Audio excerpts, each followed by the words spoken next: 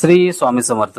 नमस्कार मित्रांनो, आज आपण पाहणार आहोत फेब्रुवारी 2026 साठी वृश्चिक राशीचे राशी भविष्य. फेब्रुवारी 2026 मध्ये तुमचे कार्यक्षेत्र, आर्थिक परिस्थिती, आरोग्य, वैवाहिक जीवन आणि पारिवारिक जीवन कसे जाईल हे पाहणार आहोत. त्याचबरोबर उपाय देखील सांगणार आहे. व्हिडिओ शेवटपर्यंत पहा, तर तुम्हाला उपाय काय आहे ते समजणार आहे. आणि कमेंटमध्ये ओम नमः शिवाय लिहा.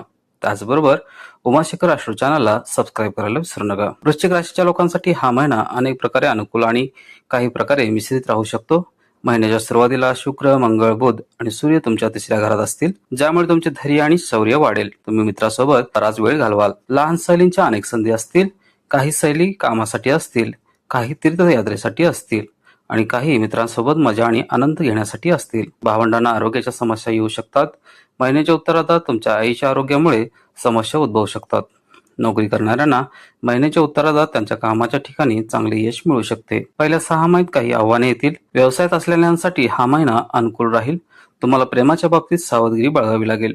तुमच्या प्रेमाची परीक्षा होईल. विवाहित लोकांसाठी विशेषतः महिन्याच्या उत्तरार्धात अनुकूल असण्याची शक्यता आहे.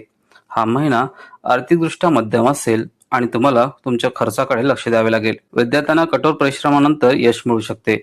तुम्ही काही गुप्त योजना पूर्ण कराल, ज्यामुळे तुम्हाला आर्थिक फायदा होईल आणि कुटुंबात सत्ता संघर्ष टाळण्यासाठी तुम्हाला काळजी घ्यावी लागेल. तुमचे आरोग्य चढ उतार होण्याची शक्यता आहे.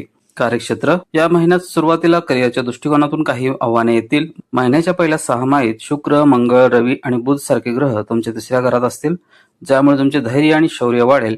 सहकार्यासोबत तुमचे संबंध सकारात्मक असतील. काही तुमचे समर्थन करतील तर काही तुमचा विरोध करतील. त्यामुळे तुम्हाला समस्या निर्माण होतील. केतू संपूर्ण महिनाभर 10व्या घरात राहील आणि तिसऱ्या घरात असलेला मंगळ तुमच्या 6व्या घरात आणि तुमच्या राशीचा स्वामी आहे. 23 तारखेपासून मंगळ तुमच्या 10व्या घरात प्रवेश करेल.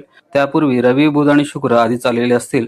अशा प्रकारे 10व्या घरात 5 ग्रहांचा प्रभाव तुमच्या कामाला बळकटी देईल आणि तुम्ही कमीत कमी वेळेत अनेक कामे पूर्ण करण्याचा प्रयत्न कराल, ज्यामुळे तुमची नोकरीची परिस्थिती सुधारेल. तसेच शनी देखील 5व्या घरात राहील, ज्यामुळे कधी कधी काही समस्या उद्भवू शकतात. जर तुम्ही व्यापारी असाल तर महिन्याची सुरुवात तुमच्यासाठी चांगली आहे. तुम्हाला जोखीम पत्करावी लागेल, ज्यामुळे नफा होईल. लहान सहली देखील तुमच्या व्यवसायाला फायदेशीर ठरतील.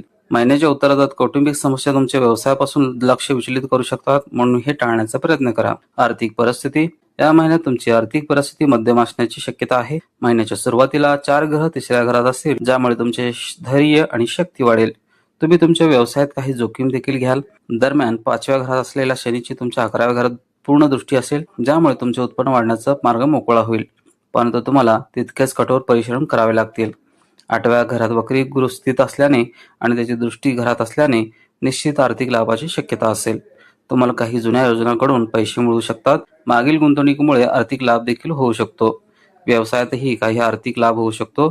तसेच नोकरी करणाऱ्या लोकांनी नवीन गुंतवणूक करणे टाळावे, कारण त्यांच्या जोखीम पत्करण्याच्या प्रवृत्तीमुळे या महिन्यात त्यांना नुकसान होऊ शकते. या व्यतिरिक्त तुमचे सासरचे लोक आर्थिक मदत देऊ शकतात. तुमच्या जोडीदाराचा पाठिंबा देखील आनंदात भर घालेल. त्या महिन्यात तुम्हाला नवीन मालमत्ता देखील खरेदी करण्यात रस असेल, परंतु तुम्ही खात्री करावी की त्या मालमत्तेत कोणतेही कायदेशीर वाद होणार नाहीत. आरोग्य, हा महिना आरोग्याच्या दृष्टिकोनातून चांगला असू शकतो, परंतु तुम्हाला तुमच्या भावंडाच्या आरोग्याची काळजी घ्यावी लागेल, कारण महिन्याच्या पहिल्या 6 महिन्यात त्यांना आरोग्याच्या समस्या येऊ शकतात. महिन्याच्या उत्तरार्धात तुमच्या आईलाही आरोग्याच्या समस्या येऊ शकतात, म्हणून या सर्वांकडे लक्ष देणे अत्यंत आवश्यक आहे. तुमच्या आरोग्याबाबत हवामान आणि अन्नातील बदलामुळे तुम्हाला घसा खवखवण्याचा अनुभव येऊ शकतो. यावेळी महिन्याच्या उत्तरार्धात थंड हवामानामुळे खोकला, सर्दी किंवा निमोनिया किंवा रक्तसंचय होण्याचा धोका वाढू शकतो. या किरकोळ समस्याकडे लक्ष दिल्याने तुमचे आरोग्य टिकून राहण्यास मदत होईल. जर तुम्हाला काही समस्या तुम्हाला त्रास देत असतील तर विलंब न करता डॉक्टरांचा सल्ला घ्या आणि त्या सोडवण्यासाठी तुमचे प्रयत्न सुरू ठेवा.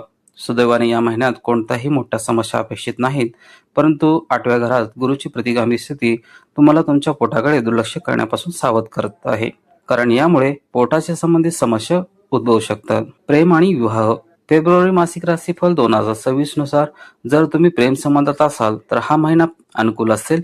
तुमच्या प्रेमाची परीक्षा होईल. तुम्हाला प्रेमाच्या परीक्षेला वारंवार सामोरे जावे लागेल, यामुळे तुमचे प्रेम फुलण्यास मदत होईल. परंतु चांगली बातमी अशी आहे की तुम्ही तुमच्या प्रेमाचे पूर्ण लक्ष द्याल.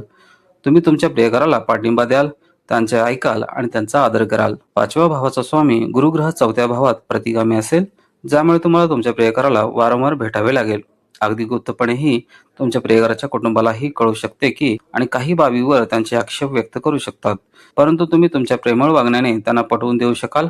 अशा प्रकारे हा महिना प्रेमसंबंधासाठी अनुकूल असेल, परंतु कौटुंबिक वातावरण त्यांना विस्कळीत करू शकते, म्हणून सावधगिरी बाळगा. महिन्याच्या सुरुवातीला विवाहित व्यक्तींसाठी काही समस्या येऊ शकतात. 7व्या भावाचा स्वामी शुक्र, 3ऱ्या भावात मंगळ, सूर्य आणि बुध यांचा प्रभाव संघर्ष आणि अहंकार संघर्षांना कारणीभूत ठरू शकतो. तसेच महिन्याच्या उत्तरार्धात तुमचा जोडीदार तुमच्या कौटुंबिक जबाबदाऱ्या पार पाडेल आणि त्यांच्याशी तुमचे नाते मजबूत होईल. कौटुंबिक जीवन हा महिना कौटुंबिक अशांततेने भरलेला असेल. राहू संपूर्ण महिनाभर 4थ्या भावात असेल आणि शनी 4थ्या भावात असेल. या व्यतिरिक्त बुध, शुक्र, सूर्य आणि मंगळ तुमच्या 5व्या घरात असतील. महिन्याच्या सुरुवातीला राहू 3ऱ्या घरात असेल आणि उत्तरार्धात 4थ्या घरात असेल. यामुळे भावंडाशी संबंधामध्ये चढ उतार येतील. कधी कधी त्यांना सकारात्मक परिणाम दिसतील आणि कधी कधी त्यांना अडचणी आणि आरोग्य समस्यांना तोंड द्यावे लागेल, म्हणून तुम्ही त्यांच्याशी चांगले संबंध ठेवावेत. तुम्ही सौहार्दपूर्णपणे बोलले पाहिजे आणि गरज पडल्यास त्यांना मदत करण्यास तयार असले पाहिजे. महिन्याच्या उत्तरार्धात तुम्हाला तुमच्या आईच्या आरोग्याकडे विशेष लक्ष द्यावे लागेल. जरी तिचे वर्तन चांगले असले तरी ती कधी कधी आक्रमकता दाखवू शकते. त्यांचा रक्तदाब वारंवार चढ उतार होऊ शकतो, ज्यामुळे आरोग्याच्या समस्या उद्भवू शकतात. यामुळे तुम्हाला चिंता वाटू शकते, म्हणून तुम्ही तुमच्या आरोग्याकडे विशेष लक्ष दिले पाहिजे. कुटुंबातील सदस्य आधार देतील आणि गरज पडल्यास ते तुम्हाला मदत करतील, परंतु तुम्ही त्यांच्याशी प्रेमाने वागले पाहिजे. उपाय आहेत: मंगळवारी हनुमान मंदिरात जा आणि हनुमानाच्या पायाजवळ चमेलीच्या तेलाचा दिवा लावा आणि हनुमान चालिसाचे पठण करावे. गुरुवारी पिंपळाच्या झाडाला स्पर्श न करता पाणी अर्पण करणे फायदेशीर ठरेल. सोमवारी तुम्ही शिवलिंगाला जल अर्पण करावे. गुरुवार किंवा मंगळवारी बांबूचे रोप लावावे. व्हिडिओ आवडल्यास व्हिडिओला नक्की लाईक करा, शेअर करा आणि उमाशेखर ॲस्ट्रो चॅनलला सबस्क्राईब करायला विसरू नका आणि कमेंटमध्ये ओम नमः शिवाय लिहा. पुन्हा भेटू अशाच एका आध्यात्मिक आणि प्रेरणादायी माहितीच्या व्हिडिओसह. जय हिंद, जय महाराष्ट्र.